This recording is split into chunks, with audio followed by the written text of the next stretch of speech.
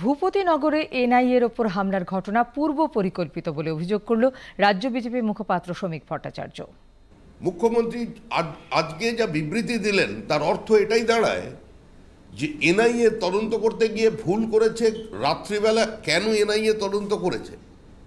পুলিশকে ইন্টিমেশন দিয়ে যাবার পরেও কার্যত আজকে এনআইএ আক্রান্ত হলো, তাদের গাড়ি ভাঙচুর করা হলো।